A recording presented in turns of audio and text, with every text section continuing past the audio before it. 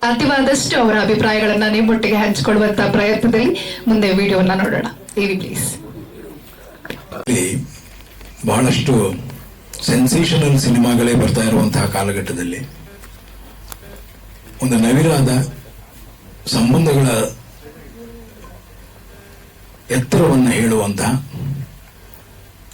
ಮತ್ತು ಸಕಾರಾತ್ಮಕವಾಗಿ ಜೀವನವನ್ನು ತಗೊಳ್ಬಹುದು ಅನ್ನೋದನ್ನು ಹೇಳುವಂತಹ, ಮಕ್ಕಳಿಗೆ ಬೇಕಾದಂತಹ ಭವಿಷ್ಯದ ಆಸೆಗಳನ್ನ, ಕನಸುಗಳನ್ನು ಅವರು ಕಾಣಬೇಕಾದ ರೀತಿಯನ್ನು ಹೇಳಬೇಕಾದಂತಹ ಒಂದು ಚಿತ್ರ ಆಗಬೇಕಾಗಿತ್ತು. ಆ ದೃಷ್ಟಿಯಲ್ಲಿ ನಮಗೆ ಸಿಕ್ಕಂತಹ ಈ ಒಂದು ಸಣ್ಣ ಅವಕಾಶವನ್ನ ಲತಾ ಜಯಪ್ರಕಾಶ್ ತನ್ನ ಮಗನ ಮುಖಾಂತರ ಅದನ್ನ ಸಾಕ್ಷಾತ್ಕಾರಗೊಳಿಸಿದ್ದಾರೆ. ಅವರಿಗೆ ಮೊದಲು ಆಭಾರ ಮನ್ನಣೆ ಇಡೀ ತಂಡದ ಪರವಾಗಿ. ಆ ಹುಡುಗನ್ನು ಕೂಡ ನಾನು ನನ್ನ ಬಾಬಾ ವರ್ಣ ಅಕಾಡೆಮಿಯ ಪರ್ಫಾರ್ಮಿಂಗ್ ಆರ್ಟ್ಸ್ ನಲ್ಲಿ ಟ್ರೈನ್ ಮಾಡಿ ನಂತರ ಸಿನಿಮಾಗೆ ಇಂಟ್ರೊಡ್ಯೂಸ್ ಮಾಡಿದ್ದು. ಯಾವುದೇ ಒಂದು ಕೌಶಲ್ಯ ಶಿಕ್ಷಣದ ಜೊತೆಯಲ್ಲಿದ್ದಾಗ ಮಾತ್ರ ಅದು ಉಳಿಯುತ್ತೆ. ಶೈಕ್ಷಣಿಕವಾಗಿ ಬೆಳೆಯಬೇಕು, ಕಲಿಕೆಯ ಜೊತೆಯಲ್ಲಿ ಬೆಳೆಯಬೇಕು ಅನ್ನುವಂತಹ education in cinema, cinema in education ಅನ್ನುವ ಸ್ಲೋಗನ್ ಅನ್ನು ಹೇಳಿದವನು ನಾನು. ಸೊ ಹಾಗಾಗಿ ಆ ಹುಡುಗ ಅದನ್ನ ಅಲ್ಲಿ ಕಲಿತ ಮೇಲೆ ನಮಗೊಂದು ಧೈರ್ಯ, ಮಾಡಬಹುದು ಇವನು ಅಂತ. ನೀವು ನೋಡಿದ ಮೇಲೆ ನೀವೇ ಹೇಳ್ತೀರಿ ಹೇಗೆ ಮಾಡಿದ್ದಾನೆ ಅಂತ. ಮುಖ್ಯವಾಗಿ ಯಾವತ್ತೋ ಒಂದು ದಿವಸ ಈ ಸಿನಿಮಾನ ಅಥವಾ ಈ ಸಿನಿಮಾದ ಒಟ್ಟಾರೆ ನಿರ್ದೇಶನ ಅನ್ನುವಂತಹ ಸಾಮರ್ಥ್ಯವನ್ನು ತೋರಿಸಬೇಕಾಗಿದ್ದು ಸುಮಾರು ಒಂದು 15-20 ವರ್ಷಗಳ ಹಿಂದೆನೇ ಮಾಡಬೇಕಾಗಿತ್ತು ನಾಗಿಣಿ ವರ್ಣ. ಯಾಕಂದ್ರೆ ನಾನು ಮಾಡ್ತಾ ಇದ್ದಾಗ ಜೊತೆಲಿ ನನ್ನ ಎಲ್ಲ ಕೆಲಸಗಳನ್ನು ಮಾಡ್ತಾ ನನ್ನ ಶ್ಯಾಡೋ ಡೈರೆಕ್ಟರ್ ಆಗಿ ಸಾಕಷ್ಟು ಸಲ ಕೆಲಸ ಮಾಡಿದ. ಸೀರಿಯಲ್ಗಳಲ್ಲಂತೂ ಇಲ್ಲ ಅವಳಿರ್ತಿದ್ಲು, ಇಲ್ಲ ನಾನಿರ್ತಿದ್ದೆ, ಇಲ್ಲ ಮಠ ಇರ್ತಿದ್ದ, ಹೀಗೆ. ಸೊ ನಿರಂತರವಾಗಿ ನನ್ನ ಎಲ್ಲ ಸೃಜನಶೀಲ ಕೆಲಸಗಳಲ್ಲಿ ನನ್ನ ಹಿಂದಿನ ಒಂದು ಶಕ್ತಿಯಾಗಿ ಕೆಲಸ ಮಾಡಿದವರು, ಹಿಂದೆನೇ ಒಂದು 20 ವರ್ಷಗಳ ಹಿಂದೆನೇ ನಿರ್ದೇಶಕರಾಗಬಹುದಾಗಿದ್ದ ಎಲ್ಲ ಇದ್ದಿದ್ದವರು ಕೊನೆಗೂ ಧೈರ್ಯ ಮಾಡಿ ನಾನು ಈಗ ಮಾಡೇ ಬಿಡ್ತೀನಿ ಅಂತ ಮಾಡಿ ಅದನ್ನು ನಿಮ್ಮ ಮುಂದೆ ತಂದಿಟ್ಟಿದ್ದಾರೆ. ಎಲ್ರಿಗೂ ಅನ್ನಿಸ್ಬೋದು ಎಲ್ಲ ಸೇರ್ಕೊಂಡು ಏನೋ ಮಾಡ್ತೀವಿ, ಇಲ್ಲ, ಅವ್ರ ಪಾಡಿಗೆ ಅವರು ಅದನ್ನು ಮಾಡಿದ್ದಾರೆ. ಪನ್ನಗ ಸಿನಿಮಾ ಮಾಡುವಾಗಲೂ ನಾನೇನಾದ್ರು ಬಂದಿದ್ದೇನೆ ಆ ಸೆಟ್ಗೆ, ಹಾಗೆ ನಾಗಿಣಿ ವರ್ಣ ಅವರು ಮಾಡುವಾಗಲೂ ಸೆಟ್ಗೆ ನನ್ನ ರೋಲಿಗೆ ಮಾತ್ರ ಒಂದು ದಿವಸ ಹೋಗಿದ್ದೆ. ಅದರ್ವೈಸ್ ನಾನು ಡೆಲ್ಲಿಲಿದ್ದೆ. ಡೆಲ್ಲಿನಲ್ಲಿ Indian panorama selection committee chairman ಆಗಿದ್ದೆ. ಹಾಗಾಗಿ 45 ದಿವಸ ಅಲ್ಲಿ ಇರಬೇಕಾದಂತು. ಒಟ್ಟಿನಲ್ಲಿ ಯಾವುದೇ ಒಂದು ಪ್ರಾಮಾಣಿಕ ಪ್ರಯತ್ನ ನಡೆದಾಗ ಆ ಪ್ರಾಮಾಣಿಕ ಪ್ರಯತ್ನಕ್ಕೆ ಬೇಕಾದಂತಹ ಒಂದು ಪ್ರೋತ್ಸಾಹ ಬಹಳ ಮುಖ್ಯ ಆಗುತ್ತೆ. ನಮ್ಮಲ್ಲಿ ಬಹಳಷ್ಟು ಜನಕ್ಕೆ ಇತ್ತೀಚೆಗೆ ಅದು ಬಹಳ ಜಾಸ್ತಿನೂ ಆಗ್ತಿದೆ ಅಂತ ನಂಗೆ ಅನ್ಸುತ್ತೆ. ನಾವು ಬಹಳ ಡಿಫ್ರೆಂಟ್ ಆಗಿ ಮಾಡ್ತಾ ಇದ್ದೀವಿ, ಬಹಳ ಡಿಫ್ರೆಂಟ್ ನಮ್ಮ ಸಿನಿಮಾ ಅಂತ ಹೇಳ್ತಾ ಇರ್ತೀವಿ. ಅದು ಏನ್ ಡಿಫ್ರೆಂಟ್ ಅಂತ ಸಿನಿಮಾ ಆದ್ಮೇಲೂ ಗೊತ್ತಾಗಲ್ಲ. ಆದ್ರೆ ನಮ್ಮ ಒಳಗಿನ ಹಲವು ತುಡಿತಗಳನ್ನು ಹೇಳೋದಕ್ಕೆ ಕೆಲವು ಸಿನಿಮಾಗಳನ್ನ ಇಂಡಿಪೆಂಡೆಂಟ್ ಫಿಲ್ಮ್ ಮೇಕರ್ಸ್ ಮಾಡ್ತಾ ಇದ್ದಾರೆ. ಮಾರ್ಕೆಟಿಯ ಸಿನಿಮಾ ಬೇರೆ, ಈ ರೀತಿಯ ಸ್ವತಂತ್ರ ನಿರ್ದೇಶನದ ಸಿನಿಮಾಗಳು ಬೇರೆ ಆಗ್ತಾ ಇದೆ. ಒಂದು ಕಾಲಘಟ್ಟ ಆಯಿತು 1970ರ ದಶಕದಲ್ಲಿ ಈ ಇಂಡಿಪೆಂಡೆಂಟ್ ಫಿಲ್ಮ್ ಮೇಕರ್ಸೇ ಪ್ಯಾರಲಲ್ ಸಿನಿಮಾದ ಮುಖಾಂತರ ನಂತರ ಮುಖ್ಯವಾಹಿನಿಯ ಸಿನಿಮಾಗಳಿಗೆ ಬಂದಂಥವರು. ಹಾಗಾಗಿ ಇಲ್ಲಿ ಈ ಪ್ರಯೋಗಗಳಿಗೆ ಗಟ್ಟಿಯಾದಂತಹ ಒಂದು ಪ್ರೋತ್ಸಾಹ, ಸಹಾಯ ಮತ್ತು ಒಂದು ರೀತಿಯ ಜನಮನ್ನಣೆ ಸಿಕ್ಕರೆ ಆಗ ನಿಧಾನವಾಗಿ ಇವರೆಲ್ಲರೂ ಕೂಡ ಮುಖ್ಯವಾಹಿನಿಯ ಅದ್ಭುತವಾದ ಕಂಟೆಂಟ್ಗಳನ್ನು ಕೊಡುವಂತ ಹೆಜ್ಜೆ ಹಾಕ್ತಾರೆ. ಆ ಮಾತು ಸತ್ಯ ಆಗುತ್ತೆ ಅನ್ನೋದು. ಸೊ ಆ ದಿಸೆಯಲ್ಲಿ ಜೀನಿಯಸ್ ಮುತ್ತ ನಾಗಿಣಿ ವರ್ಣ ಅವರಿಗೆ ಮುಖ್ಯವಾಹಿನಿಯ ಮೂಲ ಬಹಳ ದೊಡ್ಡ ನಿರ್ದೇಶನದ ಒಂದು ಸಿನಿಮಾನು ಸಿಗಲಿ ಅಂತ ಆಶಿಸ್ತಾ, ಅದರಲ್ಲೂ ನಾನು ಬಹಳ ಒಳ್ಳೆ ರೋಲ್ ಮಾಡೋ ಜಾಗ ಸಿಗಲಿ ಅಂತ ಕೇಳ್ಕೋತಾ ಇವತ್ತಿನ ಈ ಪ್ರೆಸ್ ಮೀಟ್ಗೆ ಬಂದಿರೋ ನಿಮ್ಮೆಲ್ಲರಿಗೂ ಸ್ವಾಗತವನ್ನು ಬಯಸ್ತಾ, ಒಂದು ರೀತಿಯ ಅವಿನಾಭಾವ ಸಂಬಂಧ ಇದೆ ಯಾವಾಗ್ಲೂ ಮೇಕರ್ಗೂ ಮತ್ತು ನಿಮಗೂ. ಹಾಗಾಗಿ ಆ ಅವಿನಾಭಾವ ಸಂಬಂಧ ಸದಭಿರುಚಿಯತ್ತ ದಿಕ್ಕಿನಲ್ಲಿ ಹೋಗೋ ಹಾಗಾಗ್ಲಿ ಅನ್ನೋ ಮಾತನ್ನ ಹೇಳ್ತಾ ಜೀನಿಯಸ್ ಮುತ್ತಾಗೆ ಶುಭಾಶಯಗಳನ್ನ ಹೇಳ್ತಾನೆ. ಲತಾಗೆ, ಶ್ರೇಯಸ್ಗೆ, ನಾಗಿಣಿ ಅವರಿಗೆ ಮತ್ತು ಇಡೀ ತಂಡಕ್ಕೆ ಶುಭಾಶಯಗಳನ್ನ ಹೇಳ್ತೇನೆ. ಒಳ್ಳೇದಾಗ್ಲಿ. ಸಿರಿಗನ್ನಡಂ ಗೆಲ್ಗೆ. ಆದರೆ ನಾಗಾಭರಣ, ನಾಗಿನಿ, ನಮ್ಮೆಲ್ಲರ ಸ್ನೇಹ 70ರ ದಶಕದಿಂದ ಇಲ್ಲಿವರೆಗೂ ಹಾಗೆ ನಡ್ಕೊಂಡು ಬಂದಿದೆ. ನಾನು ನಾಗಾಭರಣ ಅವರ ಒಂದು ಸೀರಿಯಲ್ಲು, ಒಂದು ನಾಟಕ, ಒಂದು ಸಿನಿಮಾದಲ್ಲೇ ಆಕ್ಟ್ ಮಾಡಿದ್ದೀನಿ. ಒಂದೊಂದು ನಾಗಾಭರಣ. ಈಗ ನಾಗಿನಿ ಭರಣ ಅವರ ಸಿನಿಮಾದಲ್ಲೂ ಕೂಡ ನಾನು ಆಕ್ಟ್ ಮಾಡಿರೋದು ಎಷ್ಟು ಖುಷಿ ಆಗ್ತಿದೆ ಅಂದ್ರೆ, ನನಗಿಂತ ಹೆಚ್ಚು ಖುಷಿ ಪಟ್ಟವರು ಬೇರೆ ಯಾರು ಇರಲ್ಲ ಅಂತ ನಾನು ಅನ್ಕೊಂಡಿದ್ದೀನಿ.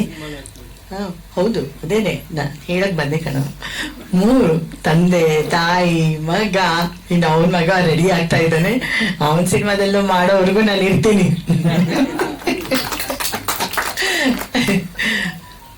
ಎಂಥ ಒಂದು ವಿಭಿನ್ನವಾದ ಪಾತ್ರವನ್ನ ನನಗೆ ಕೊಟ್ಟಿದ್ದಾಳೆ ಅಂತಂದ್ರೆ, ಸಾಮಾನ್ಯವಾಗಿ ನೀವೆಲ್ಲ ನೋಡಿರ್ತೀರಲ್ಲ, ನಾನು ಜೋರ್ ಮಾಡೋದು, ಗಯ್ಯಾಳಿ ಪಾತ್ರ ಅಥವಾ ಗುಳು ಅಂತ ಅಳೋದು ಆ ಥರದ್ದೇ ನೋಡಿರ್ತೀರ. ಆದ್ರೆ ಇವಳು ನನಗೆ ನೀನು ಅದೆಲ್ಲ ನಾನು ಬೇರೆ ತರ ಪಾತ್ರ ಕೊಡ್ತೀನಿ ಅಂತ ಅಂದ್ಬಿಟ್ಟು, ನಾನು ಬೇರೆ ತರ ಅಂದ್ರೆ ಆದಿವಾಸಿ ಅಂತ ಅನ್ಕೋಬೇಡಿ, ಸಿನಿಮಾ ನೋಡಿ ನಿಮಗೆ ಗೊತ್ತಾಗುತ್ತೆ. ನನ್ನ ಕೈಲಿ ನೋಡಿ ಒಂದೊಂದು ಏನು ಶುಗರ್ ಡೌನ್ ಆಗ್ತಾ ಇದೆ ನಂದು. 9 ಗಂಟೆ ರಾತ್ರಿಲಿ ಆ ಡಾನ್ಸ್ ಮಾಡಿಸಿದ್ದಾರೆ ನಮ್ಮ ಕೈಲಿ. ಎಷ್ಟೊತ್ತು ನಾವು ಎಂಜಾಯ್ ಮಾಡಿದೀವಿ ಅಂತಂದ್ರೆ ಹಾಗೀಗಲ್ಲ. ಒಂದು ಸಮಾಜಮುಖಿಯಾಗಿ ಸಮಾಜ ತಿದ್ದಬಹುದು. ಈ ಚಿತ್ರಗಳಿಂದ ನಾನು ಅನ್ಕೊಂಡಿರೋದು ಸಿನಿಮಾದಿಂದ ಸಮಾಜವನ್ನು ತಿದ್ದುವ ಕೆಲಸ ಆಗುತ್ತೆ. ಸಿನಿಮಾ ನೋಡಿ ಎಷ್ಟೊಂದು ಜನ ಬದಲಾಗಿದ್ದಾರೆ ಅಂತ. ಈಗ ಬರ್ತಾ ಇರೋ ಸಿನಿಮಾ ನೋಡಿ ಮಕ್ಕಳೆಲ್ಲ ಏನು ಫೈಟಿಂಗು, ಅದು ಇದು ಕೊಲೆ ಮಾಡೋದು ಅಂದ್ರೆ ಅಂತ ಏನು ಎಂಜಾಯ್ ಮಾಡುತ್ತೆ. ಅದು ಮನೇಲಿ ಕುತ್ಕೊಂಡೇ ಎಂಜಾಯ್ ಮಾಡ್ತಾರೆ. ನಾನು ನೋಡ್ತೀನಿ, ಪರವಾಗಿಲ್ಲ, ಹಾಕಿ ಅದು ನಂಗೇನು ಭಯ ಇಲ್ಲ ಅಂತ ಅನ್ನೋ ಮಟ್ಟಕ್ಕೆ ಮಕ್ಕಳು ಬೆಳೀತಾ ಇದ್ದಾರೆ. ನಮ್ಮ ಸಮಾಜ ಯಾವ ದಿಕ್ಕಿನಲ್ಲಿ ಸಾಗ್ತಾ ಇದೆ ಅನ್ನೋ ಭಯ ಕೂಡ ನಮಗೆ ಸಿನಿಮಾ ರಂಗವನ್ನು ನೋಡಿ ಭಯ ಪಟ್ಕೊಳ್ಳುವಂತ ಸ್ಥಿತಿ ಕೂಡ ನಮಗೆ ಇದೆ. ಇದು ಯಾವತ್ತೂ ಇದು ಸುಳ್ಳಲ್ಲ, ನಿಜ. ನನ್ನ ಭಾವನೆಯಿಂದ ನನಗನ್ಸಿದ್ದನ್ನ ನಾನು ನಿಮಗೆ ಹೇಳ್ತಾ ಇದ್ದೀನಿ. ಸೊ ಅದರ ಮಧ್ಯೆ ಒಂದು ಉತ್ತಮವಾದ ಹೀಗೂ ಇರ್ಬೋದು, ಸಮಾಜದಲ್ಲಿ ಹೀಗೂ ಬದುಕಬಹುದು ಅಂತ ಒಳ್ಳೆ ಕಥೆಯನ್ನ ಆರಿಸ್ಕೊಂಡು ಅವಳು ಸಮಾಜ ಮುಖಿಯಾಗಿ ಮಕ್ಕಳನ್ನ ಹೇಗೆ ಬೆಳೆಸ್ಬೇಕು, ಹೇಗೆ ಬೆಳೆಸಿದ್ರೆ ಅವರು ಹೇಗೆ ಬದಲಾಗ್ತಾರೆ ಅದರ ಬಗ್ಗೆ ಅವಳು ಒಂದು ರಿಸರ್ಚ್ ಮಾಡಿದ್ದಾಳು. ಏನ್ ಮಾಡಿದಳು, ಮುಂಚೆನೆ ಎಷ್ಟೋ ವರ್ಷಗಳ ಹಿಂದೆನೆ ಅವಳು ಸ್ಕ್ರಿಪ್ಟ್ ರೆಡಿ ಮಾಡ್ಕೊಂಡು ನಾನು ಮಾಡ್ಬೇಕು ಅಂತ ಅಂದ್ಬಿಟ್ಟು ಅದಕ್ಕೆ ನಮ್ಮ ಒಳ್ಳೆ ಪ್ರೊಡ್ಯೂಸರ್ ಸಿಕ್ಕಿದ್ರು. ಅವಳಿಗೆ ವಹಿಸ್ಬಿಟ್ಟು ಅವರು ಒಂಥರ ಜವಾಬ್ದಾರಿ ಇಲ್ಲದೆ ಅವರು ಎಂತದ್ದು ಬೆಳಗಿರಿ ರಂಗನ ಬೆಟ್ಟ ಎಲ್ಲ ಸುತ್ತಾ ಇದ್ರು. ನಮ್ ಪ್ರೊಡ್ಯೂಸರು ಸುತ್ತಾ ಇದ್ರು. ಅದೇ ಎಲ್ಲ ಭಾರವನ್ನ ನಮ್ ನಾಗಿನಿ ಬಂದ. ಅಂದ್ರೆ ಯಾವ ಕುಂದುಕೊರೆ ಆಗದಂತೆ ನೀವು ನೋಡ್ಕೊಳ್ಳಿ ಅಂತ ಅಂದ್ಬಿಟ್ಟು ಅವಳು ತುಂಬಾ ಮಾಡಿದ್ರು. ನಾವು ಕೂಡ ಅಷ್ಟೇ ಎಂಜಾಯ್ ಮಾಡಿದ್ವಿ, ಪಾತ್ರವನ್ನ ಎಂಜಾಯ್ ಮಾಡಿದ್ವಿ. ಆಮೇಲೆ ನನಗೆ ತುಂಬಾ ಆಶ್ಚರ್ಯ ಅಂತ ಅಂದಿದ್ದು, ನಾಗಾಭರಣ ಎಷ್ಟು ದೊಡ್ಡ ಡೈರೆಕ್ಟರ್, ಇಷ್ಟು ನ್ಯಾಷನಲ್ ಅವಾರ್ಡು, ಇಂಟರ್ನ್ಯಾಷನಲ್ ಅವಾರ್ಡು, ಅದು ಇದೆಲ್ಲ ಕಲ್ತ್ಕೊಂಡವ್ರು. ಅವರು ತುಂಬಾ ಓದ್ಕೊಂಡಿರೋರು. ಅಂತವ್ರಿಗೆ ಒಂದು ಶಾರ್ಟ್ ಇವಳು ಅಲ್ಲೆಲ್ಲೋ ಮೇಲೆ ಹತ್ತಿ ಹೋಗಿ ತೆಗಿಯೋಕ್ಕಾಗ್ಲಿಲ್ಲ. ನನಗೆ ಈ ಶಾರ್ಟ್ ತೆಕ್ಕೊಂಡು ಬಾಪ ಅಂತ ಹೇಳಿದ್ಲು. ನಾಗಾಭರಣ ಅವ್ರು ಬಂದಿದ್ದಿನ, ಅವ್ರ ಪಾಪ ಡೆಲ್ಲಿಯಿಂದ ಬಂದಿದ್ರು, ತಾನೇ ಬಂದು ಇಳ್ದಿದ್ರು. ಇವಳು ಬೆಟ್ಟ ಹತ್ತಿಸ್ಬಿಟ್ಟು ಈ ಶಾರ್ಟ್ ತೆಕ್ಕೊಂಡು ಬಾ ಅಂತದ್ದು. ಇಲ್ಲ, ಇದನ್ನ ಇಲ್ಲಿಂದಲೂ ತೆಗಿಬಹುದು ಅಂತ ನಾಗಾಭರಣ ಹೇಳಿದ್ರೆ, ಇಲ್ಲ ನನಗೆ ಹೀಗೆ ಬೇಕು, ಇದನ್ನೇ ನೀನ್ ತಗೊಂಡ್ ಬಾ ಅಂತ ಗಂಡನ್ಗೆ ಜೋರ್ ಮಾಡಿ, ಅಷ್ಟು ದೊಡ್ಡ ಡೈರೆಕ್ಟರ್ಗೆ ಜೋರ್ ಮಾಡಿದ್ಲು. ನಾನು ಹಾಗೆ ಅಂತ ನೋಡ್ತಾ ಇದ್ದೆ. ಒಂದು ಡೈರೆಕ್ಟರ್ ಅಂದ್ರೆ ಅಂತ ಒಂದು ಕಮಾಂಡ್ ಇರ್ಬೇಕು ಅಂತ ಅಂದ್ಬಿಟ್ಟು ಆ ನಿಟ್ಟಿನಲ್ಲಿ ಅವಳು ತುಂಬಾ ಒಳ್ಳೆ ಕೆಲಸ ಮಾಡಿದ್ದಾಳೆ. ಆ ಹುಡುಗನಿಗೆ ಅಭಿನಯ ಅಂದ್ರೆ ಏನು ಮುಂಚೆ ಕಲ್ತಿದ್ದೇನೋ ನೀನು, ಹೌದಾ?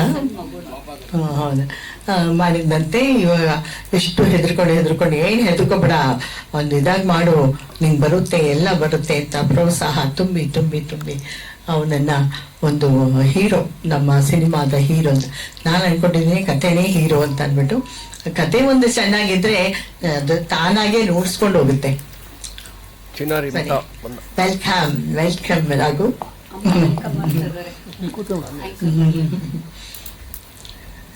ಅದು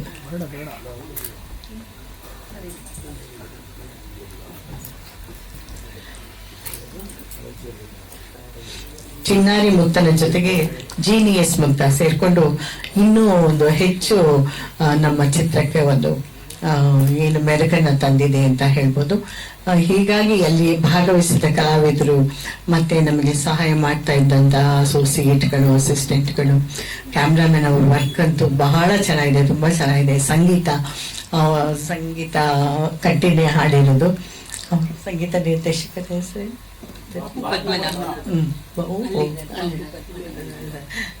ಎಷ್ಟು ಚೆನ್ನಾಗಿ ಅವರು ಒಂದು ಹಾಡನ್ನು ನಮ್ಮ ಈ ಚಿತ್ರಕ್ಕೆ ಕೊಟ್ಟಿದ್ದಾರೆ. ಸೊ ಎಲ್ಲರಿಗೂ ನನಗೆ ತುಂಬ ಇಷ್ಟ ಆಯಿತು. ನಾನಂತೂ ತುಂಬ ಎಂಜಾಯ್ ಮಾಡಿದ್ದೀನಿ ಪರಿಸರವನ್ನು. ಮೊದಲನೇದಾಗಿ ನಮ್ಮ ಕರ್ನಾಟಕ ಎಷ್ಟು ಚೆನ್ನಾಗಿದೆ. ನಾವೆಲ್ಲ ಬೇರೆಲ್ಲೋ ಸ್ವಿಟ್ಜರ್ಲ್ಯಾಂಡು ಅಲ್ಲಿ ಇಲ್ಲಿ ಹೋಗ್ತೀವಿ, ಬಟ್ ನಮ್ಮ ಕರ್ನಾಟಕನೇ ಎಷ್ಟು ಚೆನ್ನಾಗಿದೆ ಅನ್ನೋದನ್ನ ಒಂದು ಏರಿಯಲ್ ಆ್ಯಕ್ಟಲ್ಲೇ ಅವಳು ತೋರಿಸಿದ್ದಾಳೆ. ಫಸ್ಟ್ ಶಾರ್ಟ್ ಏನು ಚೆನ್ನಾಗಿದೆ ಅಂತಂದರೆ ಬೆಳಗಿರಂಗನ ಬೆಟ್ಟ, ಆ ಕಾಡು, ಆ ನಿಶ್ಶಬ್ದತೆ, ಆ ಜನ, ಅಲ್ಲಿನ ಆದಿವಾಸಿ ಜನಗಳು ಎಲ್ಲರೂ ಚೆಂದ ಅಂತ ನಾನು ಅಂದ್ಕೊಂಡಿದ್ದೀನಿ.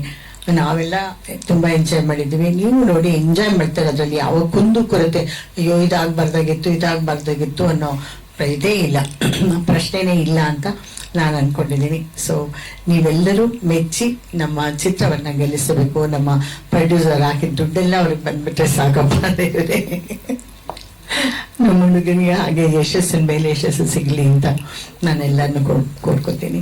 ಮತ್ತೆ ಪನ್ನಗ ಅವ್ರ ಬಗ್ಗೆ ಹೇಳಬೇಕು ಅಂತಂದು ಎಲ್ಲಿದ್ದಾರೆ ಪನ್ನಗ ಅವರ ಈಗ ಹಾರ್ಕೊಂಡು ಹೊಟ್ಟೋಗ್ಬಿಟ್ಟಿದ್ದಾರೆ. ಪನ್ನಗ ಅವ್ರ ಚಿತ್ರದ ತತ್ಸಮ ತದ್ಭವ ಅಂದ್ರೆ ಅವ್ರ ಚಿತ್ರದಲ್ಲೂ ನಾನು ಆ್ಯಕ್ಟ್ ಮಾಡಿದ್ದೀನಿ. ಸೊ ಹಾಗಾಗಿ ನನಗೆ ಒಂದು ಹೆಮ್ಮೆ.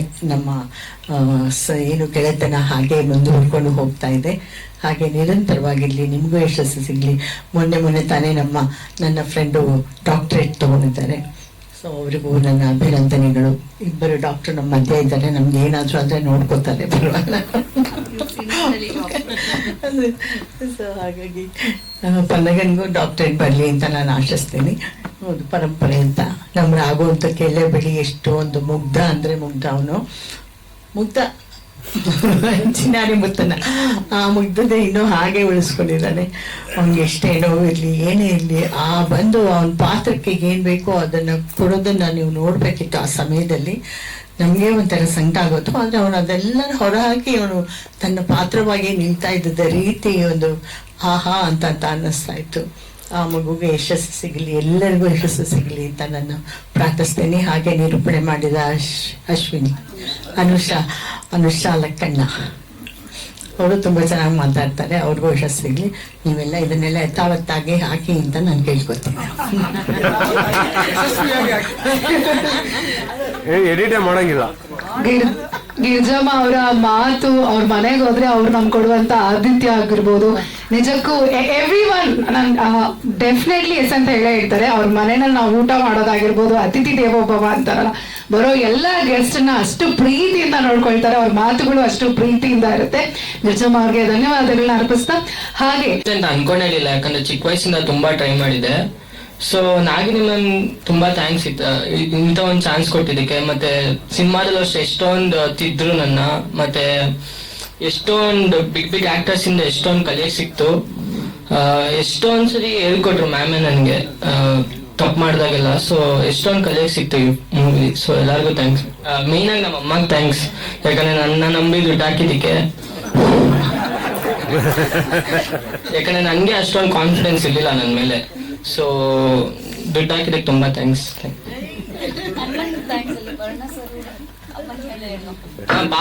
ಬಾಪಾಗ್ ಹೋಗಿದಾಗ ಪನ್ನಗ ಸರ್ ಮತ್ತೆ ನಾಗಭರಣ ಸರ್ ತುಂಬಾ ಹೇಳ್ಕೊಟ್ರು. ಫಿಲಮ್ ಮತ್ತೆ ಫ್ರೇಮ್ ವರ್ಕ್ ಅಲ್ಲೆಲ್ಲ ಪನ್ನಗ ಸರ್ ಹೇಳ್ಕೊಟ್ರು, ಮತ್ತೆ ನಾಗಭರಣ ಸರ್ ಅಷ್ಟು ಆಕ್ಟಿಂಗ್ ಬಗ್ಗೆ ಬೇಸಿಕ್ಸ್ ಎಲ್ಲ ತುಂಬಾ ಹೇಳ್ಕೊಟ್ರು. ಸೊ ಎಲ್ಲ ಹೆಲ್ಪ್ ಆಯ್ತು ನನಗೆ ಮೂವಿ ಮಾಡೋದಕ್ಕೆ.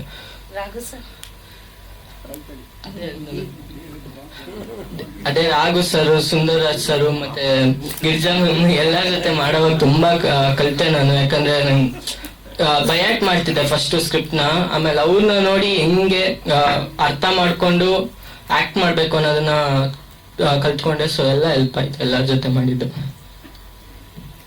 Thank you Shreyas, all the very best. So ಹಾಗೆ ನಮ್ಮ ಚಿತ್ರಕ್ಕೆ ಅದ್ಭುತವಾದಂತಹ ಸಂಗೀತವನ್ನ ನೀಡಿದ್ದಾರೆ ನಮ್ಮ ಬಾಬಾ. गोरु गोरु का गोरु काना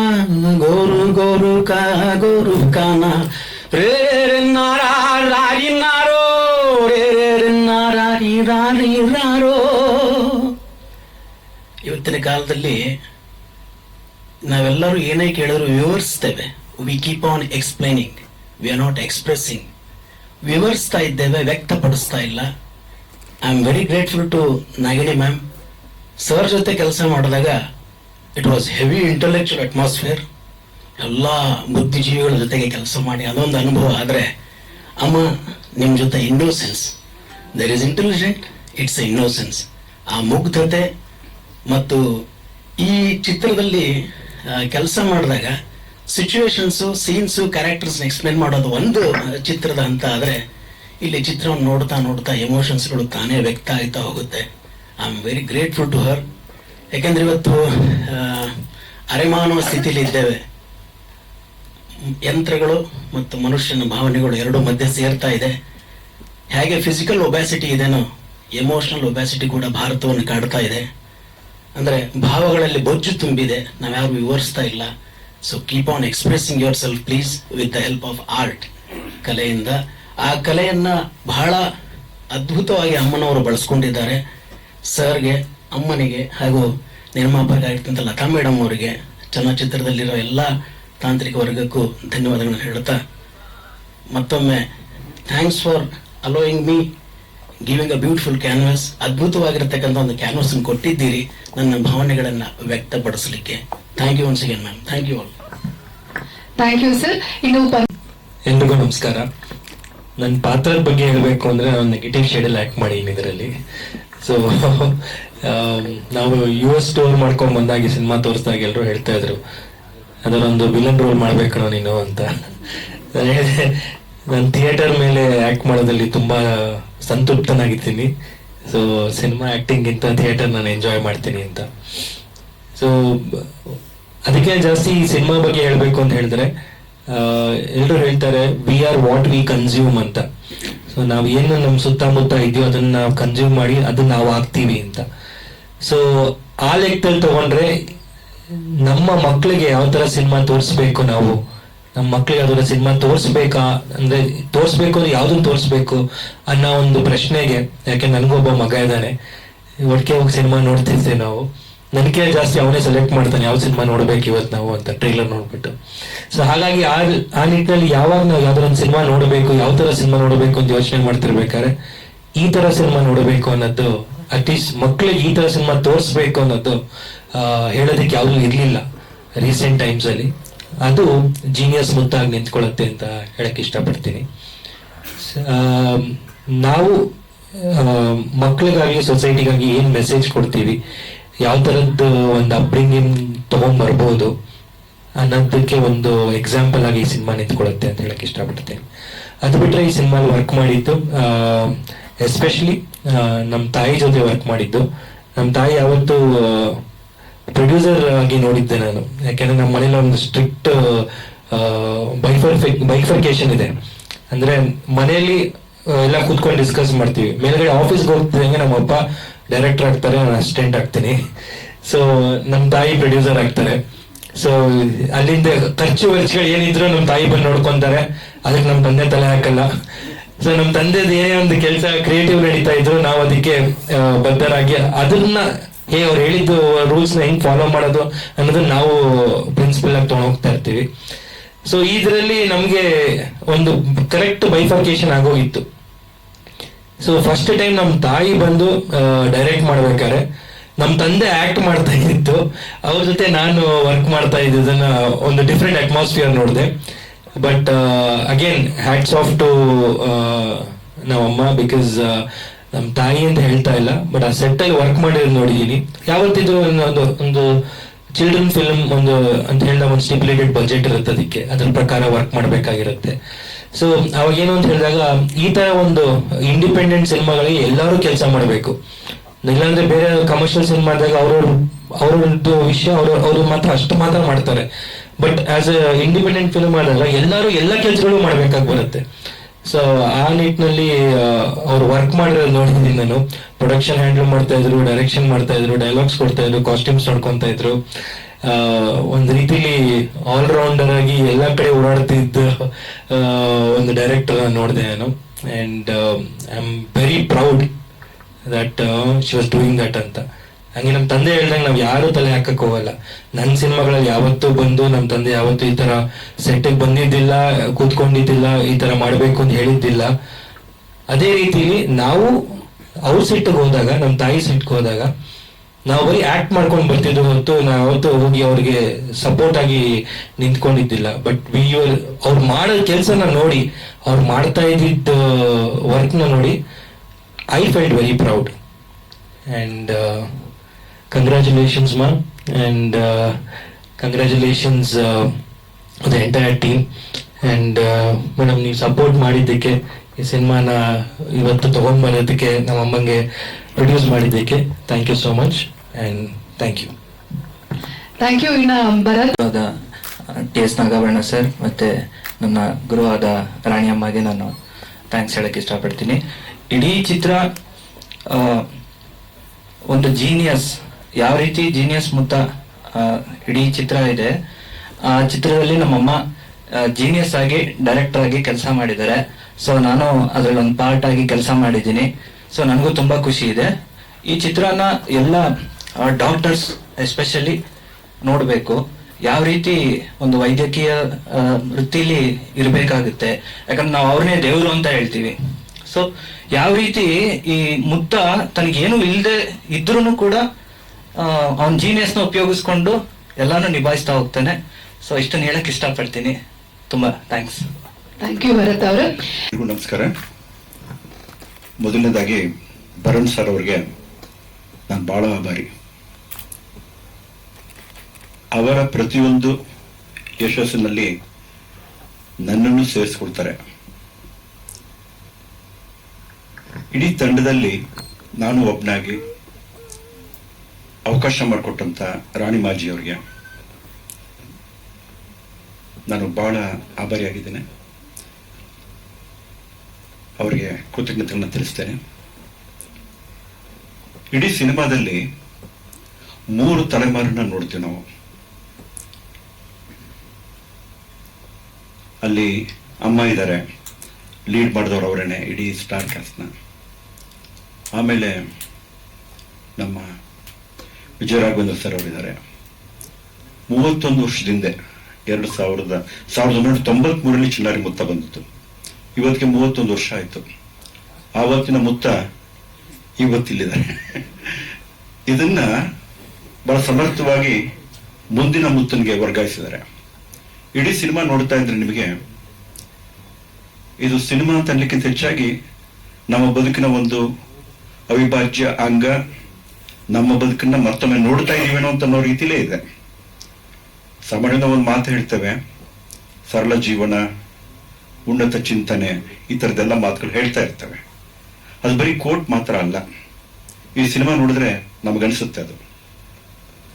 ಇಡೀ ಸಿನಿಮಾ ನಾವು ನಾಡಿನಿಂದ ಅಮೆರಿಕಾಗೆ ಹೋದಂತ ಸಂದರ್ಭದಲ್ಲಿ ನಮ್ಗೆಲ್ಲ ಅನ್ಸೋದೇನಪ್ಪ ಅಂತಂದ್ರೆ, ನಮ್ಮ ನಾಡಿನ ಸಾಂಸ್ಕೃತಿಕ ರಾಯಭಾರಿಯಾಗಿ ಈ ಸಿನಿಮಾ ವಿದೇಶದಲ್ಲಿ ತನ್ನ ಕನ್ನಡದ ಕಂಪನ್ನ ಬೀರಿದೆ ಅಂತ ಅನ್ನೋದು ಇಲ್ಲಿ ನೆನಪು ಮಾಡ್ಕೊಳ್ಬೇಕು. ಇಲ್ಲಿ ರಾಣಿ ಮಾಜಿ ಬಗ್ಗೆ ಹೇಳುವಂಥದ್ದು ಬಹಳಷ್ಟಿದೆ. ಯಾಕೆಂತಂದ್ರೆ ಭರಣ್ ಸರ್ ಅವ್ರಿಗೂ ಅಮ್ಮ ಜೊತೆಗೆ ನಾನು 5 ದಶಕಗಳಿಂದ ಇದ್ದೇನೆ. ಪ್ರತಿಯೊಂದು ಸಂದರ್ಭದಲ್ಲೂ ಕೂಡ ನಾನು ಅವ್ರ ಜೊತೆಗೆ ಕಳೀತಾ ಬಂದಿದ್ದೇನೆ. ಬಹಳ ಸಂತೋಷ ಆಗುತ್ತೆ.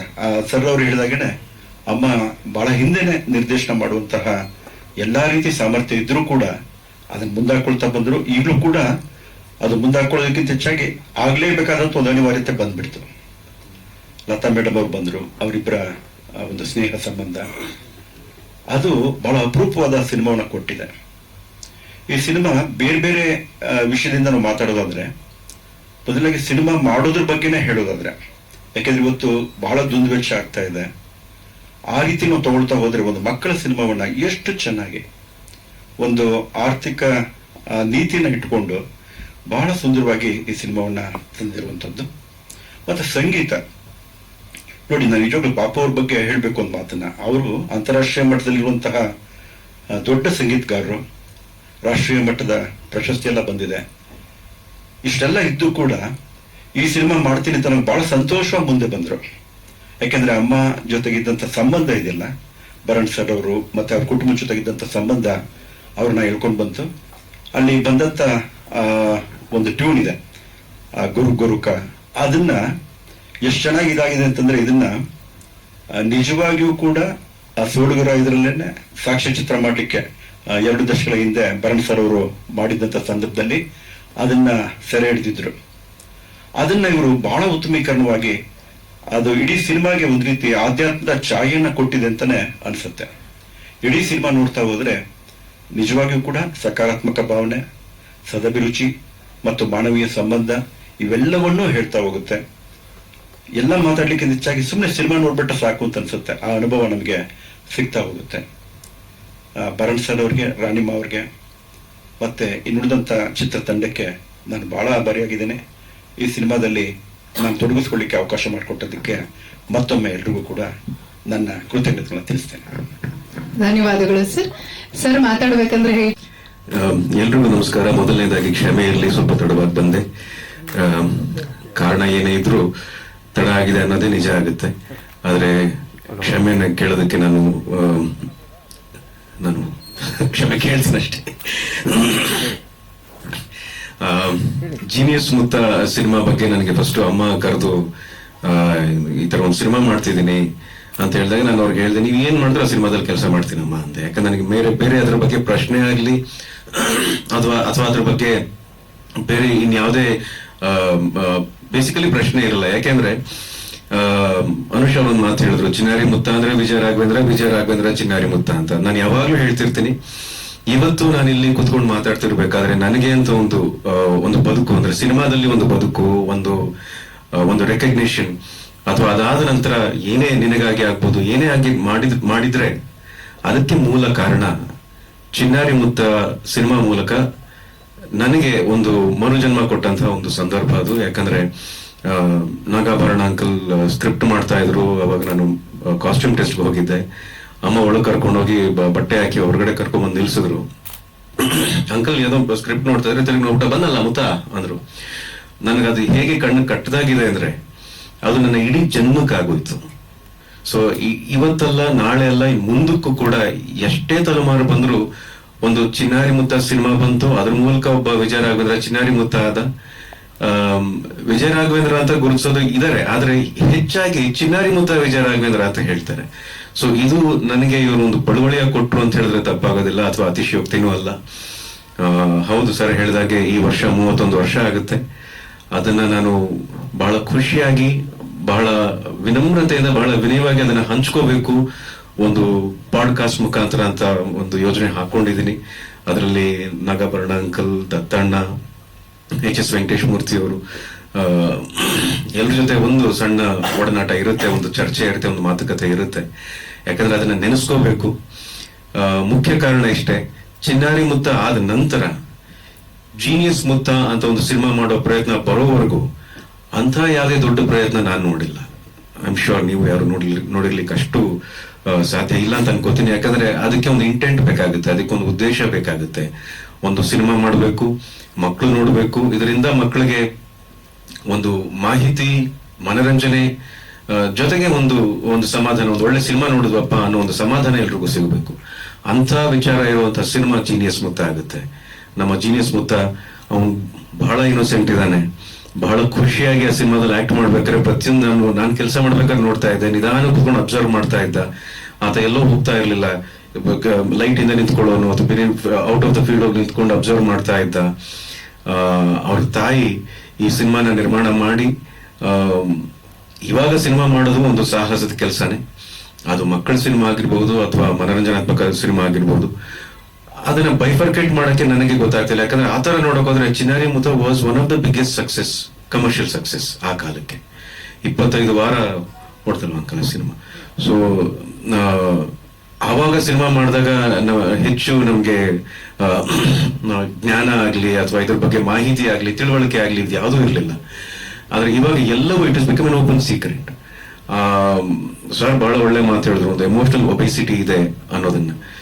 ಈ ಎಮೋಷನಲ್ ಒಬೆಸಿಟಿನ ಬ್ರೇಕ್ ಮಾಡೋಕ್ ಸಾಧ್ಯ ಆಗೋದು realistic approach of every job. ಅದು ಸಿನಿಮಾ ಆಗಿರ್ಬೋದು, ಬೇರೆ ಯಾವುದೇ ಎಂಟರ್ಟೈನ್ಮೆಂಟ್ ಆಗಿರ್ಬೋದು, ಅದನ್ನ ಬ್ರೇಕ್ ಮಾಡಬೇಕಾದ್ರೆ ರಿಯಲಿಸ್ಟಿಕ್ ಅಪ್ರೋಚೇ ಬೇಕಾಗುತ್ತೆ. ನಮ್ಮ ಜೀನಿಯಸ್ ಮುತ್ತ ಸಿನಿಮಾದಲ್ಲಿ ನಮ್ಮ ಬೇರಿಗೆ ಬಹಳ ಗಟ್ಟಿಯಾಗಿ ಅಂಟ್ಕೊಂಡಿರುವಂತಹ ವಿಷಯಗಳು, ಅದು ಎಮೋಷನಲ್ ಆಗಿರ್ಬೋದು, ವಿಜುವಲ್ ಆಗಿರ್ಬೋದು. ವಿಜುವಲ್ ಆದ್ರೆ ನಮ್ಮ ಬಿಳಿಗಿರಿ ರಂಗನ ಬೆಟ್ಟದಲ್ಲಿ ಆಗಿರುವಂತಹ ವಿಜುವಲ್ ಟ್ರೀಟ್ ಏನಿದೆ ಇವೆಲ್ಲವೂ ಬಹಳ ಚೆನ್ನಾಗಿದೆ.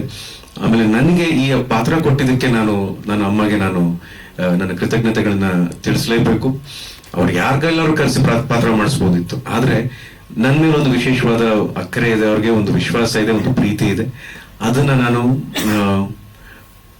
ಇನ್ನು ಮುಂದಕ್ಕೂ ಉಳಿಸ್ಕೊಂಡು ಹೋಗ್ತೀನಿ ಅನ್ನೋ ಭರವಸೆ ಕೂಡ ನನಗೆ ನಾನೇ ಕೊಟ್ಕೋತೀನಿ. ಸೊ ಅಮ್ಮ, ಥ್ಯಾಂಕ್ಸ್ ಅಮ್ಮ, ಈ ಅವಕಾಶ ಕೊಟ್ಟಿದ್ದಕ್ಕೆ. ಅಂಡ್ ನಾಗಾಭರಣ ಅಂಕಲ್ ನಾನು ಥ್ಯಾಂಕ್ಸ್ ಹೇಳ್ಬೇಕು. ಇವತ್ತು ನನ್ನ ಅಸ್ತಿತ್ವ ಏನಿದೆ, ನನ್ನ ಐಡೆಂಟಿಟಿ ಏನಿದೆ, ಅದಕ್ಕೆ ಬಹಳ ಮುಖ್ಯ ಕಾರಣ ನಾಗಾಭರಣ ಅಂಕಲ್ ಆಗ್ತಾರೆ. ಚಿನ್ನಾರಿ ಮುತ್ತ ಆಯ್ತು, ಅದಾದ ನಂತರ ಕಲ್ಲರಳಿ ಹೂವಾಗಿ ಆಯ್ತು. ಹಂತದಿಂದ ಹಂತಕ್ಕೆ ಕಲಿತಾನೆ ಬಂದೆ, ಇವತ್ತಿಗೂ ಕಲಿತಾ ಇರ್ತೀನಿ. ಪನ್ನಗಾಭರಣ ವೇದಿಕೆ ಮೇಲಿದ್ದಾರೆ. ನನಗೆ ಪನ್ನಗಾಭರಣದ ಫಸ್ಟ್ ಮೆಮೊರಿ ಇರೋದೆ ಚಿನ್ನಾರಿ ಮುತ್ತ ಸಿನಿಮಾದಲ್ಲಿ ಒಂದು ಶಾರ್ಟ್ ಇದೆ. ಮಲ್ಕೊಂಡಿರ್ತೀನಿ, ನಾನು ಎದ್ದೇಳಿಸ್ಬಿಟ್ಟು ತಿರುಗಿ ನೋಡ್ತೀನಿ, ನಾನು ನೋಡ್ಬಿಟ್ಟು ನಕ್ಬಿಟ್ಟು ಹಂಗೆ ಮಲ್ಕೋತಾರೆ. ಈ ಎಲ್ಲಾ ವಿಚಾರಗಳು ಮನಸ್ಸಿಗೆ ಬಹಳ ಹತ್ತಿರವಾಗಿ, ಅಂದ್ರೆ ಒಂಥರ ಬೇರೂರು ಬಿಟ್ಟಿದೆ ಅಂತ ಹೇಳಿದ್ರೆ ತಪ್ಪಾಗೋದಿಲ್ಲ. ಇವತ್ತು ಜೀನಿಯಸ್ ಮುತ್ತ ಮೂಲಕ ಇನ್ನೊಂದು ದಾಖಲೆ, ಇನ್ನೊಂದು ನೆನಪಲ್ಲಿ ಉಳ್ಕೊಳ್ಳುವಂತ ಒಂದು ಅನುಭವ ಆಡಿಯನ್ಸ್ ಸಿಗುತ್ತೆ. ಅದರ ಒಂದು ಸಾರ್ಥಕತೆ ಅದರ ನಿರ್ಮಾಪಕರಾದ ಲತಾ ಮೇಡಮ್ ಸಿಗ್ಲಿ ಅಂತ ನಾನು ಆಶಿಸ್ತೀನಿ. ಅಂಡ್ ಗಿರಿಜಮ್ಮ ಜೊತೆ ಆಕ್ಟ್ ಮಾಡಿದಂತ ಅನುಭವ ನನಗೆ, ಅನುಷ್ ಅವ್ರು ಹೇಳ್ತೀನಿ, ಗಿರಿಜಮ್ಮ ಮನೆಗೆ ಹೊಟ್ಟೋದ್ರೆ ಅವ್ರ ಮನೆ ಆತಿಥ್ಯ, ಅವ್ರ ಮನೆ ಊಟ ನನಗೆ ಬಹಳ ಇಷ್ಟ. ಕೈಮಾ ಉಪ್ಪಿಟ್ಟು, ಸೊ ಅದನ್ನು ಕೂಡ ಮಾಡ್ಕೊಂಡ್ ಬಂದಿದ್ರು. ಅದನ್ನ ಗಿರಿಜಮ್ಮ ಜೊತೆ ಕೆಲಸ ಮಾಡ್ಬೇಕಾರೆ ಅದು ಕೇವಲ ಕೆಲಸದ ತರ ಇರೋದಿಲ್ಲ, ಅದೊಂದು ಅನುಭವ ತರ ಇರುತ್ತೆ, ಅದೊಂದು ಜೀವನ ತರ ಇರುತ್ತೆ, ಒಂದು ಲವಲವಿಕೆ ಇರುತ್ತೆ. ಇಂಥ ಒಂದು ಲವಲವಿಕೆ ಅನುಭವನ ನಾನು ಜೀನಿಯಸ್ ಮುತ್ತ ಸಿನಿಮಾ ಎಕ್ಸ್ಪೀರಿಯನ್ಸ್ ಮುಖಾಂತರ ನಾನು ಹಂಚ್ಕೊಳ್ಳೋದಕ್ಕೆ ಇಷ್ಟಪಡ್ತೀನಿ. ಈ ಸಿನಿಮಾಗೆ ದೊಡ್ಡ ಯಶಸ್ಸು ಸಿಗ್ಲಿ. ಆ ಯಶಸ್ಸು ಕಮರ್ಷಿಯಲ್ ಮೀರಿ ಜನರನ್ನ ತಲುಪುವಂತಹ, ಜನರಿಗೆ ಸಮಾಧಾನವನ್ನು ಕೊಡುವಂತ, ಜನರಿಗೆ ಒಂದು ರೀತಿಯಾದ ತಿಳುವಳಿಕೆಯನ್ನು ಕೊಡುವಂತ ಯಶಸ್ಸು ಸಿಗ್ಲಿ ಅಂತ ನಾನು ಆಶಿಸ್ತೀನಿ. ನಮಸ್ಕಾರ. Thank you Vijayaragh. ಎಲ್ಲರಿಗೂ ನಮಸ್ಕಾರ. ಈ ಜೀನಿಯಸ್ ಮುತ್ತ ಒಂದು unique movie, very educational movie. ಆಡಿಯನ್ಸಿಗೆ ಕೂಡ, ನನಗೂ ಕೂಡ, ಯಾಕೆಂದ್ರೆ ಇದು ನನ್ನ ಫಸ್ಟ್ ಮೂವಿ. ಇದ್ರ ಜೊತೆಗೆ ನಾನು ಚಿಕ್ಕ ವಯಸ್ಸಿಂದ ನೋಡ್ತಾ ಇದ್ದೆ, ಈ ಮೂವಿನಲ್ಲಿ ತುಂಬಾ ಲೆಜೆಂಡ್ಸ್ ಇದ್ದಾರೆ, ಇವ್ರ ಜೊತೆಗೆ ನೋಡಿದ್ರೆ ಸಾಕು ಅಂತ ಅನ್ಕೊಂಡಿದ್ದೆ. ಬಟ್ ಆ ಮೂವಿನಲ್ಲಿ ಒಂದು ಪಾರ್ಟ್ ಆಗ್ತೀನಿ ಅಂತ ಗೊತ್ತಿರಲಿಲ್ಲ. So I am very happy about it.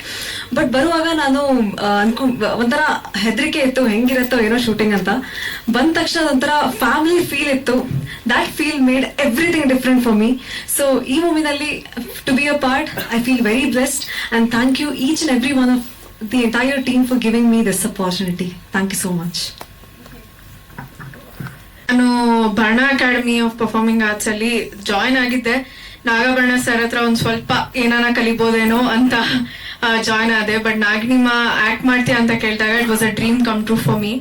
ಮತ್ತೆ 15-20 ದಿನ it was a master class of acting ಅನ್ಬೋದು. ತೀಡಿದ್ರು ಟು ಮೈ ಫ್ಯೂಚರ್ ಕರಿಯರ್. ಆಮೇಲೆ ಕೆಲಸ ಅಂತ ಅನ್ನಿಸ್ಲಿಲ್ಲ. ಇಟ್ ವಾಸ್ ಮನೇಲಿದ್ದೀನಿ, ನಾನು ನನ್ನ ಫ್ಯಾಮಿಲಿ ಜೊತೆ ಇದ್ದೀನಿ, ಎಲ್ಲಾರು ಮಕ್ಕಳ ತರ ನೋಡ್ಕೊಂಡು ತುಂಬಾ ಕಂಫರ್ಟಬಲ್ ಆಗಿ ಇರಿಸಿದಕ್ಕೆ ತುಂಬಾ ಥ್ಯಾಂಕ್ಸ್ ಮಾ. It was really a master class in acting and I am so proud to be a part of this film. Thank you all. All right, okay. ಹಾಗಾದ್ರೆ ನಾ ಈ ಫಿಲಮ್ ಮಾಡಬೇಕು ಅಂತ ಅನ್ಕೊಂಡೇ ಇರಲಿಲ್ಲ. ಲತಾ ಮೇಡಮ್ ಮಾಡು ನನ್ನ ಮಗನಿಗೋಸ್ಕರ ಮಾಡು ಅಂತ ಹೇಳಿದಾಗ ಸುಮಾರು ಕತೆ ಹುಡ್ಕಿದ್ವಿ, ಯಾವುದು ಸೆಟ್ಟೇ ಆಗಲಿಲ್ಲ. ಇದು ಕಾಸ್ಟ್ಲಿ ಆಗ್ಬಿಡುತ್ತೆ ಹಂಗೆ ಹಿಂಗೆ ಅಂತ. ಕಡೆಗೆ 1.5 ವರ್ಷದ ಹಿಂದೆ ಅವಿನಾಶ್ ಅಂದ್ಬಿಟ್ಟು ನಮ್ಮ ಬಾಪನಲ್ಲಿ ಕ್ಲಾಸ್ ಮಾಡ್ತಾರೆ, ಅವ್ರ ಫ್ರೆಂಡು ಕಿರಣ್ ಅನ್ನೋರು ಒಂದು 10 ಪೇಜ್ ಕತೆ ಬರೆದಿದ್ರು. ಅದನ್ನ ಸುಮ್ಮನೆ ಡಿಸ್ಕಸ್ ಮಾಡ್ತಾ ಇರ್ಬೇಕಾದ್ರೆ ಇಂಟರ್ನ್ಯಾಷನಲ್ ಇದಲ್ಲೆಲ್ಲ ತುಂಬಾ ಚೆನ್ನಾಗಿ ಡಾಕ್ಟರ್ ಆಗ್ಬಿಟ್ರೆ ಚಿಕ್ಕ ವಯಸ್ಸಿಗೆ ಆಪರೇಷನ್ ಮಾಡಬೇಕು ಅಂತೆಲ್ಲ ಬರ್ದಿದ್ರು. ಇಂಟರ್ನೆಟ್ ಅಲ್ಲಿ ನೋಡಿದಾಗ ಸತ್ಯ ಅನ್ನಿಸ್ತು. ಆದ್ರೆ ಇಲ್ಲಿ ಡಾಕ್ಟರ್ಗಳನ್ನ ಕೇಳಿದಾಗ ಇಂಪಾಸಿಬಲ್. ಅವ್ರು MD ಮಾಡ್ಕೊಂಡು ಬಂದ್ರೆ ಮಾತ್ರ ಆಪರೇಷನ್ ಥಿಯೇಟರ್ ಹೋಗ್ಬೋದು, ಇಲ್ಲ ಅಂದ್ರೆ ಇಲ್ಲ ಅಂತ.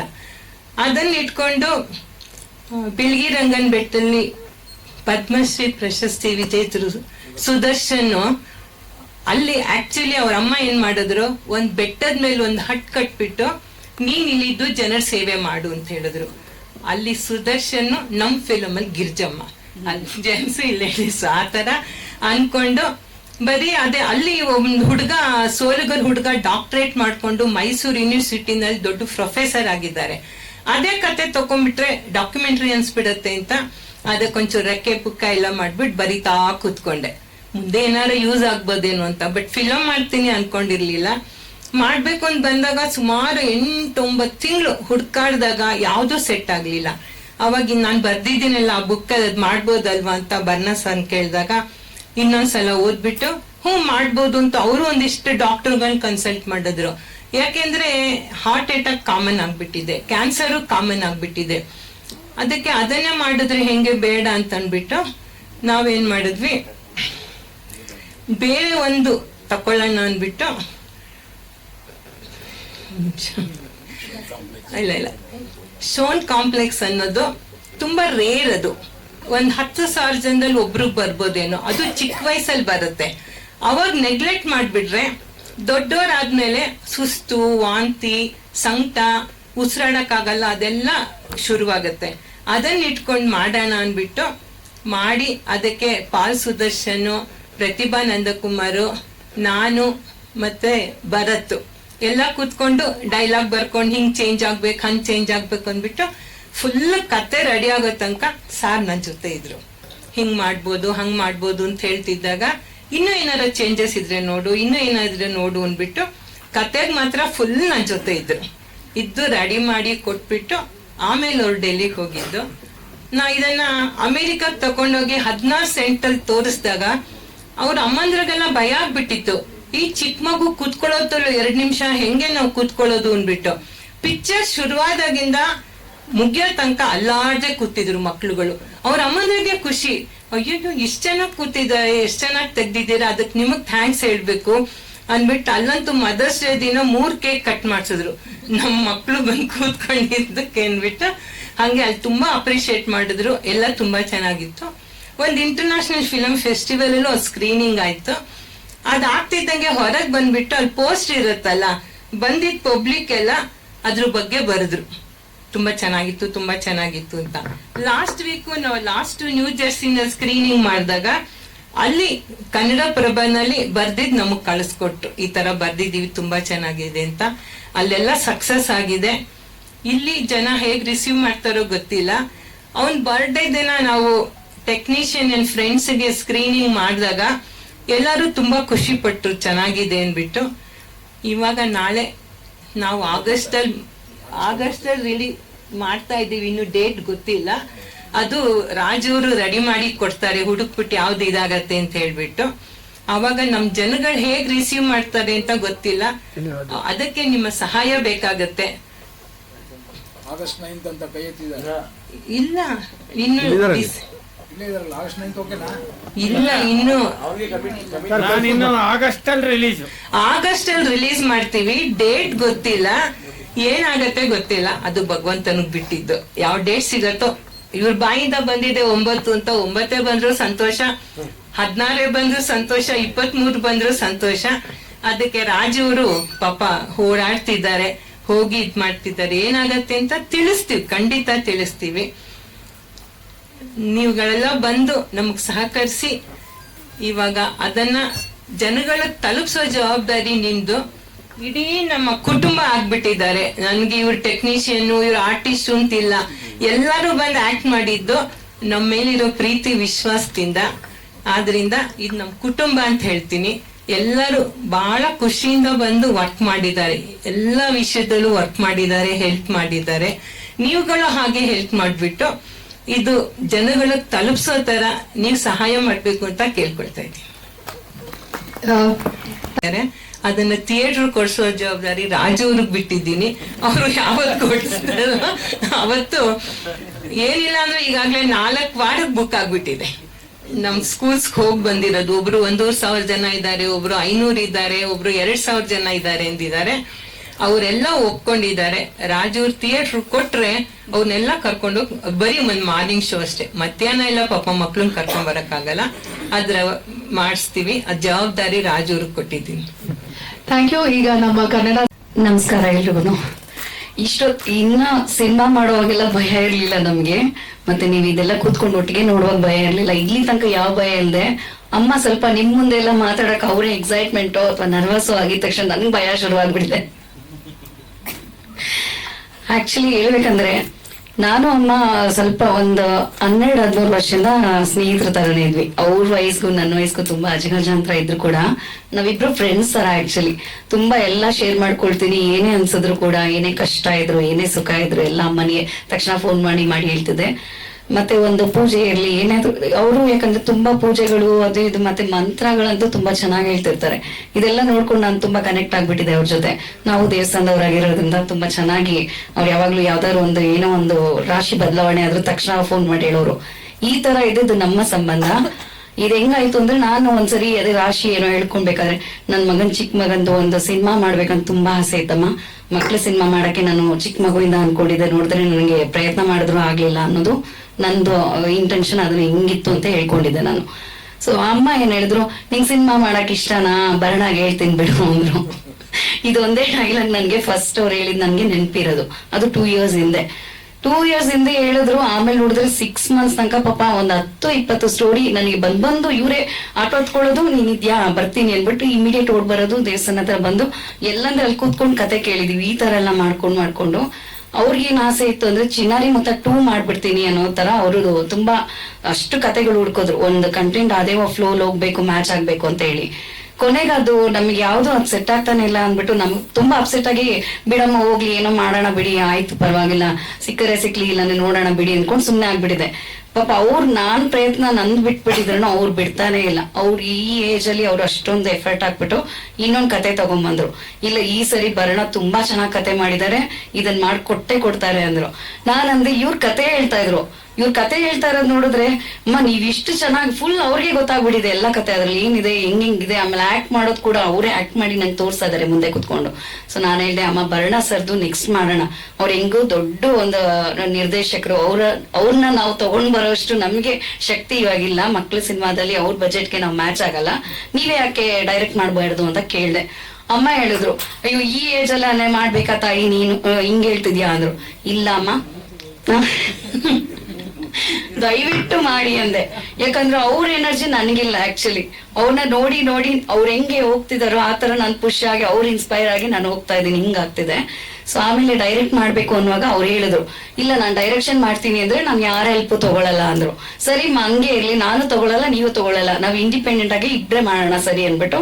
ಅಮ್ಮ ಅಷ್ಟೊಂದು ಬಿಳಿಗಿರಿ ರಂಗನ್ ಬೆಟ್ಟ ಅದು ಮತ್ತೆ ಆ ಶೂಟಿಂಗ್ ಟೈಮಲ್ಲೆಲ್ಲ ನಂಗೆ ಸ್ವಲ್ಪ ಭಯಾನು ಇತ್ತು ಆಕ್ಚುಲಿ. ಆದ್ರೆ ನಾನಂತೂ ಹೋಗಿ ಗಿರ್ಜಮ್ಮಂಗ ಆ ಕೋಪ ಇದೆ.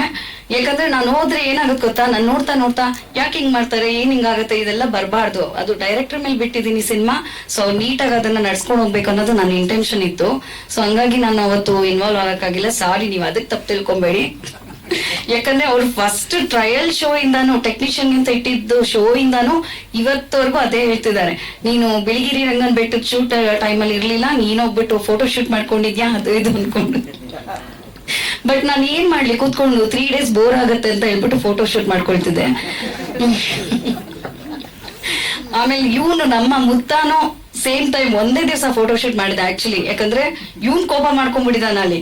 ಅಮ್ಮ ಕೋಪ ಮಾಡ್ಕೊಳ್ಳೋದಿರ್ಲಿ, ಡೈರೆಕ್ಟರ್ ಕೋಪ ಮಾಡ್ಕೊಳ್ಳೋದಿರ್ಲಿ, ಇವನು ಫುಲ್ ಕೋಪ ಮಾಡ್ಕೊಂಡು, ಮೇಡಮ್ ನಾನು ಇವಾಗ ಹೇಳ್ತಾ ಇದ್ದಾನೆ ಥ್ಯಾಂಕ್ಸ್ ಅಂತ, ದುಡ್ಡು ಹಾಕಿದ್ಯಮ್ಮ ಅಂತ. ಆದ್ರೆ ಅವತ್ತೇನ್ ಹೇಳ್ತಿದ್ದಾನೆ ಅಂದ್ರೆ, ಅಮ್ಮ ನೀನು ನನಗೋಸ್ಕರ ಬಂದಿಲ್ಲ ಬಿಡಮ್ಮ, ನೀ ಮಾಡ್ಕೋತೀನಿ. ಸೊ ಅಲ್ಲಿ ಬ್ರೇಕ್ ನಂದು. ಮತ್ತೆ ಅವತ್ ಫೋಟೋ ಶೂಟ್ ಎಲ್ಲ ಬಂದ್ ಮಾಡಿ ನೆಕ್ಸ್ಟ್ ಡೇ ಇಂದ ಫುಲ್ ಇನ್ವಾಲ್ವ್ಮೆಂಟ್ ಅಲ್ಲಿ ನಾನು ಇದ್ದ ಜೊತೆಲಿ ಸೆಟ್ ಅಲ್ಲಿ. ಆದ್ರೆ ಮಾತ್ರ ನಿಜವಾಗ್ಲೂ ಆ ಒಂದು ವಾತಾವರಣದಲ್ಲಿ ಶೂಟ್ ಮಾಡಿದ್ದು ನಂಗೆ ಗೊತ್ತಿಲ್ಲ, ಅದೇನ್ ನನ್ಗೆ ಏನ್ ಆಗ್ತಿದೆ ಗೊತ್ತಿಲ್ಲ. ಆಮೇಲೆ ವಿಜಯ ರಾಘವೇಂದ್ರ ಸರ್ ಅಷ್ಟು ದೂರ ಬಂದ್ರು. ಆಮೇಲೆ ಅವ್ರ ಬಗ್ಗೆ ಹೇಳ್ಬೇಕಂದ್ರೆ, ಅಮ್ಮ ಫಸ್ಟೇ ನಮ್ಗೆ ಡಿಸೈಡ್ ಮಾಡಿ ಹೇಳಿದ್ರು, ಇಲ್ಲ ಇದಕ್ಕೆ ವಿಜಿನೇ ಹಾಕೊಳ್ತೀನಿ ನಾನು, ಅವ್ನಿದ್ರೇನೆ ಚಂದ ಹಂಗೆ ಹಿಂಗೆ ಅಂದಿದ್ರು. ಬಟ್ ಏನಾಯ್ತು, ಒಂದು ಅನ್ಫಾರ್ಚುನೇಟ್ ಆಗಿ ಅವ್ರದ್ದು ಗೊತ್ತು, ಅವ್ರ ವೈಫ್ ಈ ತರ ಆಯ್ತು. ಸೊ ನಾವ್ ಹೆಂಗಪ್ಪ ಕೇಳೋದು, ಮತ್ತೆ ಶೂಟ್ ಸ್ಟಾರ್ಟ್ ಆಗ್ಬೇಕಿತ್ತು. ಮತ್ತೆ ಆಮೇಲೆ ಅಮ್ಮನಿಗೆ ಹೇಳ್ದೆ, ಇಲ್ಲಮ್ಮ ನೋಡೋಣ ಕಾಯೋಣಮ್ಮ ಅಂತಂದೆ. ಅಮ್ಮನೂ ಹಾಗೆ ಹೇಳಿದ್ರು, ಇಲ್ಲ 1 month ಆಗ್ಲಿ ಕಾಯ್ದ್ಬಿಟ್ಟು ಮಾಡೋಣ, ಶುರು ಮಾಡೋಣ ಅಂದ್ರು. ಸೊ ನಮಗೆ ಬೇಜಾರಿತ್ತು. 1 ಮಂತ್ ಅಲ್ಲಿ ಪಾಪ ಬಂದು ಅಲ್ಲಿ ತುಂಬಾ ಅಪ್ಸೆಟ್ ಆಗಿ ಕೂತಿರ್ತಿದ್ರು ಅವರು ಯಾವಾಗ್ಲೇ ನೋಡಿದ್ರು. ಆದ್ರೆ ಒಂದು ಶಾರ್ಟ್ ರೆಡಿ ಆಗ್ತಿದೆ ಅಂದ ತಕ್ಷಣ ಇಮಿಡಿಯೇಟ್ ಓಡ್ ಬರ್ತಿದ್ರು. ಅಲ್ಲಿಗೆ ಏನ್ ಬೇಕೋ ಅದೇ ಅಷ್ಟೇ ಚೆನ್ನಾಗಿ ಮಾಡಿದ್ದಾರೆ. ಸಿನಿಮಾ ನೋಡಿದ್ರೆ ಅದನ್ನ ಹೇಳ್ಬಹುದು, ನಾನು ಇಲ್ಲಿ ಹೇಳಿದ್ರೆ ನಿಮ್ಗೆ ಅರ್ಥ ಆಗೋದಿಲ್ಲ. ಸಿನಿಮಾ ನೋಡಿದ್ರೆ ಎಲ್ಲಾ ಪಾತ್ರ ಒಂಥರ ಡಿಫ್ರೆಂಟ್ ಆಗಿ ನೀವು ನೋಡ್ತಾ ಇದ್ರೆ, ಸರ್ ಬಂದಿದ ತಕ್ಷಣ ಅವ್ರ ಎಂಟ್ರೀಸ್ ಇಂದ ತುಂಬಾ ಅಷ್ಟೊಂದು ಒಂದು ಏನೋ ಒಂದು ವೈಬ್ರೇಷನ್ ಅಲ್ಲಿ ಗೊತ್ತಾಗ್ಬಿಡತ್ತೆ ನಿಮ್ಗೆ, ಅಷ್ಟು ಚೆನ್ನಾಗಿ ಮಾಡ್ಕೊಟ್ರು. Thank you sir. ಮತ್ತೆ ಭರಣ ಸರ್ ಅಂತೂ ನೀವಿಬ್ರೇ ಮಾಡ್ತಿದ್ದೀರಾ, ಮಾಡಿ ಏನ್ ಬೇಕೋ ಮಾಡಿ, ನಾನೇನು ಕೇಳ್ಬೇಡಿ, ನೀವು ನನ್ನ ಇನ್ವಾಲ್ವ್ ಮಾಡ್ಬೇಡಿ. ಫಸ್ಟ್ ಹೇಳಿದ್ರೆ ಅವ್ರು ಅದೇ ಡೈಲಾಗ್, ಸರ್ ಏನಾದ್ರೂ ಒಂದ್ ಸ್ವಲ್ಪ ಹೆಲ್ಪ್ ಮಾಡಿ ಸರ್ ಅಂದ್ರೆ, ಇಲ್ಲ ನೀವಿಬ್ರೇ ಮಾಡಿದೀರಾ, ಇಲ್ಲಿವರೆಗೂ ಮಾಡ್ಬಿಟ್ಟಿದ್ದೀರಾ, ಈಗ್ಲೂ ಮಾಡಿ. ನಮ್ಗೆ ಏನಾಯ್ತು ಅಂದ್ರೆ, ಇನ್ನೊಂದು ಸಿನಿಮಾ ಶೂಟಿಂಗ್ ಮಾಡಿದಾಗ ನಮ್ಗೆ ಏನೂ ಭಯ ಇಲ್ಲ, ಯಾಕಂದ್ರೆ ನಾವಿಬ್ರೇ ಇದ್ವಿ, ಇವರು ಫ್ಯಾಮಿಲಿ ತರ, ಪನ್ನಗ ಸರ್ ಎಲ್ಲ ಒಂಥರ ಫ್ಯಾಮಿಲಿ ತರ ಇದ್ಬಿಟ್ಟು ಮಾಡ್ಬಿಟ್ಟಿದ್ವಿ. ಈಗ ರಿಲೀಸಿಂಗ್ ಟೈಮ್ ಬರ್ತಾ ನಮ್ಗೆ ಗೊತ್ತಾಗ್ತಿರ್ಲಿಲ್ಲ ಏನ್ ಮಾಡ್ಬೇಕು, ನಾವಿಬ್ರೇ ಓಡಾಡ್ತಿದೀವಲ್ಲ. ಸೊ ಮಾರ್ಕೆಟಿಂಗ್ ಇದೆ, ಇದು ಬಿಸ್ನೆಸ್ ಇದೆ, ಕಮರ್ಷಿಯಲ್ ಅಲ್ಲ ಇದು ಸಿನಿಮಾ. ಸೊ ಏನೋ ನಾವ್ ಒಂದು ಕಂಟೆಂಟ್ ಇಟ್ಕೊಂಡು ಸಿನಿಮಾ ಮಾಡ್ಬಿಟ್ಟಿದೀವಿ. ಸೊ ಹಿಂಗಾಗಿ ಇದನ್ನ ಬಜೆಟ್ ನಾವು ಪ್ರಮೋಷನ್ ಮಾಡಿದ್ರೇನೆ ಜನಗಳಿಗೆ ರೀಚ್ ಆಗೋದು. ಆ ಪ್ರಮೋಷನ್ ಮಾಡ್ಬೇಕಂದ್ರೆ ಇದೆಲ್ಲ ಬರ್ಬೇಕು, ಈ ತರ ಎಲ್ಲ ಕ್ಯಾಮ್ರಾ ಬರ್ಬೇಕು, ಪ್ರೆಸ್ ಮೀಟ್ ಆಗ್ಬೇಕು. ಸರ್ ಹೇಳ್ತಾರೆ ನೀವ್ ಇಷ್ಟೊಂದು ಸಿನಿಮಾಗೆ ಇಷ್ಟೊಂದು ದುಡ್ಡು ಹಾಕ್ಬೇಡಿ, ಮಕ್ಳ ಸಿನಿಮಾ ಅಂತಾರೆ. ಸೊ ನಾವ್ ಆಮೇಲೆ ಇಬ್ರು ಡಿಸೈಡ್ ಮಾಡ್ಬಿಟ್ಟು, ಅಮ್ಮ ನಾವು ಭರಣ ಹತ್ರ ಹೋದ್ರೆ ಏನೂ ಆಗಲ್ಲ, ಬರೀ ದುಡ್ಡು ಕಟ್ ಮಾಡಿಸ್ತಾರೆ, ಅದಕ್ಕೆ ಖರ್ಚು ಮಾಡ್ಬೇಡಿ, ಇದಕ್ಕೆ ಖರ್ಚು ಮಾಡ್ಬೇಡಿ ಅಂತಾರೆ. ನಾವಿಬ್ರೇನೆ ಏನ್ ಬೇಕೋ ಅದು ಪ್ರಮೋಷನ್, ಪ್ರೆಸ್ ಮೀಟ್ ಎಲ್ಲ ಮಾತಾಡೋಣ ಅಮ್ಮ ಅಂದ್ಬಿಟ್ಟು ನಮ್ಗೆ ಫೈನಲಿ ರಾಜು ಸರ್ ಬಂದ್ರು, ಆಮೇಲೆ PRO ವೆಂಕಟೇಶ್ ಸರ್ ಅವ್ರು ಸಿಕ್ಕದ ಮೇಲಂತೂ ಹಿಂಗ್ ಹೋಗ್ತಾ ಇದೆ. ಇವಾಗ ಗೊತ್ತಾಗೋಯ್ತು ನಮ್ಗೆ, ಹಿಂಗ್ ಹೋದ್ರೆ ನಾವ್ ಸಿನಿಮಾ ರಿಲೀಸ್ ಮಾಡ್ತೀವಿ, ಫೈನಲಿ ಆಗಸ್ಟ್ ಅಲ್ಲಿ ಸಿನಿಮಾ ರಿಲೀಸ್ ಮಾಡ್ತೀವಿ ಅನ್ನೋ ನಂಬಿಕೆ ಬಂತು. ಅಂದ್ರೆ ಎಲ್ಲರ ಸಪೋರ್ಟ್ ಇವಾಗ ನಮ್ಗೆ ತುಂಬಾ ಮುಖ್ಯ ಆಗಿದೆ. ನೀವೇನು ನಮ್ದು ಅಂದ್ರೆ ನೀವ್ ಹಿಂಗೇನ್ ಅನ್ಸುತ್ತೆ ಕಂಟೆಂಟ್ ಬಗ್ಗೆ, ಅದನ್ನ ಆನೆಸ್ಟ್ ಆಗಿ ಬರ್ದ್ರು ಎಲ್ಲಾ ಜನಗಳಿಗೂ ಅದನ್ನ ರೀಚ್ ಮಾಡಿ ನಮ್ಮ ಸಿನಿಮಾ ನೋಡೋ ತರ ಮಾಡಿದ್ರೆ ಅದಕ್ಕೆ ನಾವು ತುಂಬಾ ಥ್ಯಾಂಕ್ಫುಲ್ ಆಗಿರ್ತೀವಿ. Thank you so much.